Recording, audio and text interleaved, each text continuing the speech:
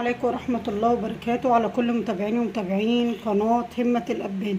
هنبدأ يومنا النهاردة بالصلاة على الرسول. اللهم صل وسلم وبارك عليك يا حبيبي يا رسول الله. النهاردة هنعمل حلو بارد على طول كده. نزلت ب3 معالق من الدقيق على نار هادية، وهنزل عليهم بمعلقتين كبار من اللبن البودرة، هتحمصيهم على نار هادية خالص. وبعد ما غير لونه كده واتحمص معانا وجاب اللون ده، هنزل برتل من الحليب عليه، وايدك شغاله بتقلب بسرعه.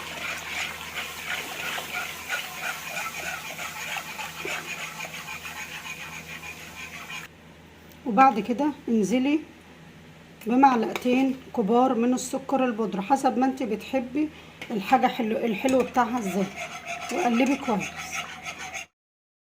وكده بعد ما جابت القوام ده معانا اهي كده، هغرفها بقى في الاطباق.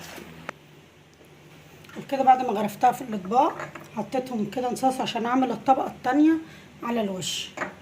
هحطها في التلاجة تبرد وارجع نعمل الطبقه التانية مع بعض. هجيب كيسين من الجيلي اللي هو بالفراوله، اي نوع بقى عندك، عايزه تعمليه بالمانجا باي نوع انت براحتك.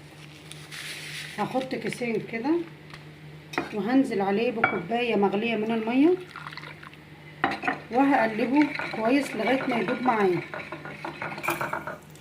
بعد ما دوبته كويس هنزل بكوبايه من الميه الساقعه فيها مكعبات من التلج عشان تبرد معايا بسرعه. وبكده بعد ما دابوا هحط الطبقه التانية. حبيتي بقى عندك فواكه عايزه تحط عليها مفيش مشكله. هخلصهم وارجع لكم تاني. وبكده بعد ما صبيتهم احطهم في التلاجة يسقعوا وارجع لكم تاني. وبكده يكون حلقتنا اهي خلصت النهارده. عملنا حلو في الصيف وحلا بارد اهو. اعملوه بالطريقه دي كده هيعجبكم، حاجه خفيفه متواجده في البيت ومش مكلفه. دعموني بقى بلايك وشير وكومنت حلو منكم كده، والسلام عليكم ورحمه الله وبركاته.